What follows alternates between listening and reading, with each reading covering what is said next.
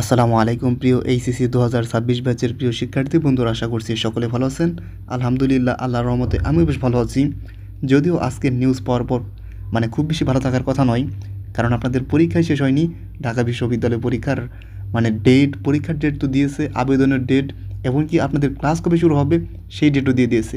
এরকম ঢাকা বিশ্ববিদ্যালয়ের ইতিহাসে আমার জানা নেই যে হয়েছে কিনা যে এইচএসসি পরীক্ষা চলতেছে সে সময় দিয়েছে।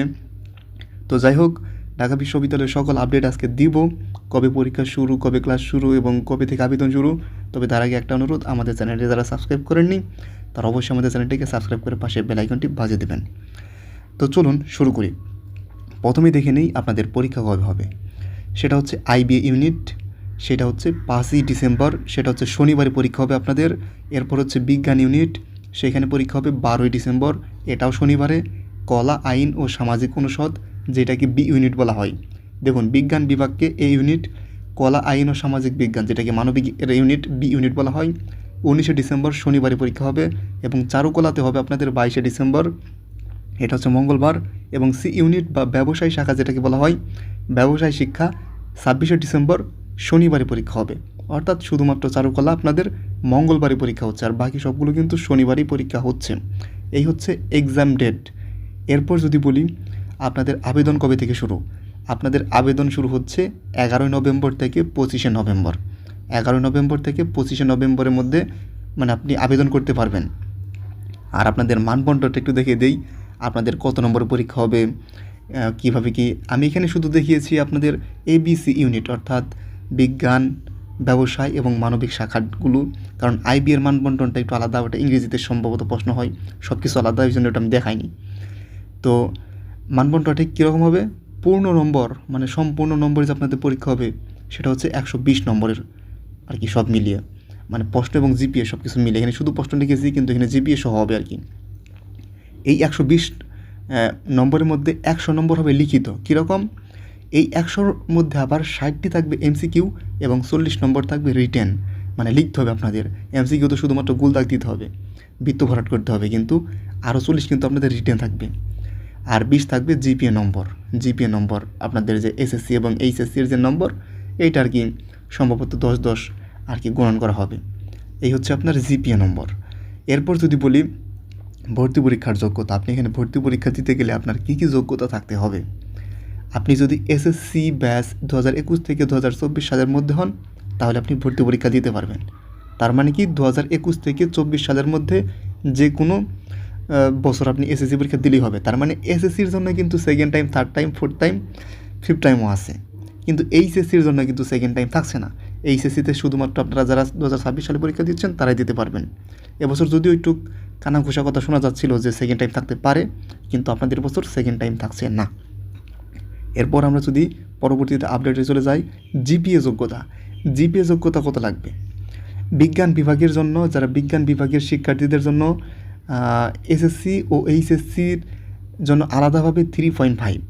ভালো করে বুঝুন, এসএসসিতে আপনার 3.5 থাকতে হবে সর্বনিম্ন, কিন্তু এটা আবার এইচএসসিতে সর্বনিম্ন 3.5, আবার মোট লাগবে কিন্তু 8 পয়েন্ট। তার মানে আপনি সর্বনিম্ন দুইটাতে 3.5 পাইলেন, তাহলে মোট কত হলো 336, আর 5 হচ্ছে আর কি 7। তার মানে 7 পেলে কি আপনি পরীক্ষা দিতে পারবেন না? এটা হচ্ছে সর্বনিম্ন যোগ্যতা। ধরুন আপনি এসএসসিতে 3.5 পেলেন, আবার ধরুন যে এইচএসসিতে 4.5 পেলেন, তাহলে আপনি দিতে পারবেন, কারণ দুটো মিলে আপনার হচ্ছে কত হলো 8 পয়েন্ট হলো। তো এটার কি সর্বনিম্ন কিন্তু যোগ্যতা 3.5। তার মানে দুটোতেই যদি আপনি 3.5 পান তাহলে কিন্তু দিতে পারছেন না, কারণ মোট কিন্তু আপনার 8 পয়েন্ট লাগছে। আর যারা ব্যবসায় এবং মানবিক শাখার শিক্ষার্থী আছেন তাদের হচ্ছে এসএসসি এবং এইচএসসিতে আলাদাভাবে 3 পয়েন্ট লাগবে এবং মোট হচ্ছে আপনাদের 7.5 লাগবে পরীক্ষা দিতে। 7.5 যারা ব্যবসায়ী এবং মানবিক শাখার আছেন তাদের জন্য কিন্তু সর্বনিম্ন কত 3 পয়েন্ট, এসএসসিতে 3 পয়েন্ট, এইচএসসিতে 3 পয়েন্ট। ওই বিজ্ঞান বিভাগের মতো আপনাদেরও বলবো, শুধু যদি আপনি 3 পয়েন্ট পান তাহলে কিন্তু পাবেন না, কারণ দুইটা মিলে কিন্তু আপনাদের কত হয় 6 পয়েন্ট হয়।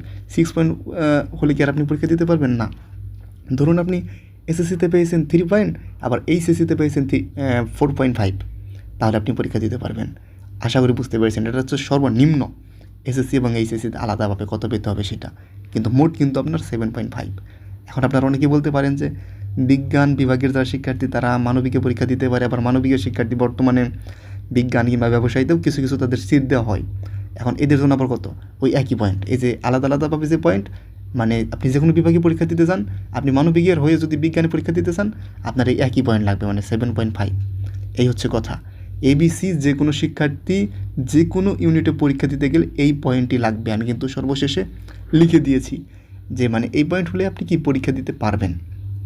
আশা করি বুঝতে পেরেছেন আপনাদের জিপিএ যোগ্যতা নিয়ে যে কনফিউশন।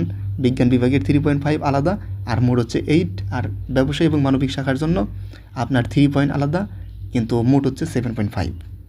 এরপর জিপিএ যোগ্যতার ক্ষেত্রে চারুকলার ক্ষেত্রে যদি একটু দেখি, চারুকলাতে আরও কম লাগবে, এসএসসি এবং এইচএসসিতে আলাদাভাবে 3 পয়েন্ট লাগবে, কিন্তু মোট হচ্ছে আপনার 6.5 লাগবে, কিন্তু একটু বেশি কিন্তু মোট।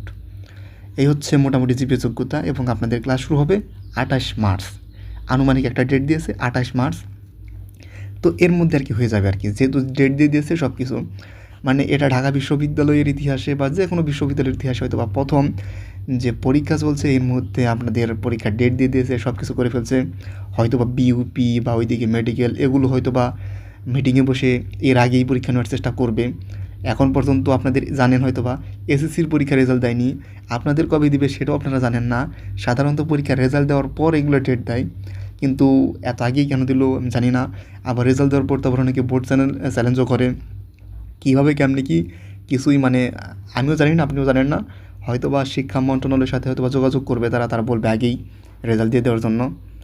যেহেতু ঢাকা বিশ্ববিদ্যালয় বলে কথা, আপনারা তো জানেনই, কারণ তাদের অধ্যাপক বা পিসি তাদের কিন্তু কথার অনেক দাম আছে, তাই না, যেহেতু ডেট দিয়ে দিয়েছে। তো এই হচ্ছে কথা। এখন কেমনে কী করে আপনারা হচ্ছে পড়াশোনায় মনোযোগ দিন। পড়াশোনা গত বছরও কিন্তু দেখেছেন যে অনেক আগে কিন্তু পরীক্ষা নিয়েছে ঢাকা বিশ্ববিদ্যালয়, এবছর নিয়েছে। গত বছর তাও তো 2-1টা বিশ্ববিদ্যালয়ের পর নিয়েছে, এবছর সম্ভবত সবার আগেই নিতে চাচ্ছে। এটা কি মাস, এটা হচ্ছে আপনাদের আগস্ট মাস, সেপ্টেম্বর, অক্টোবর, নভেম্বর, এই মোটামুটি আপনাদের 3 মাস 3.5 মাস আছে। আর আপনাদের কিন্তু জানেন আপনারা আগে রেজাল্ট দিত, রেজাল্টের পরে কিন্তু অন্তত 2 থেকে 2.5 মাস থাকতো, আর পরীক্ষার পর থেকে মোটামুটি 5 মাসের মতো সময় পেত।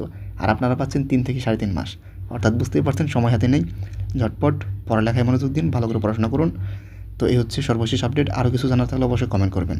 সকলে ভালো থাকবেন, সুস্থ থাকবেন। আসসালামু আলাইকুম।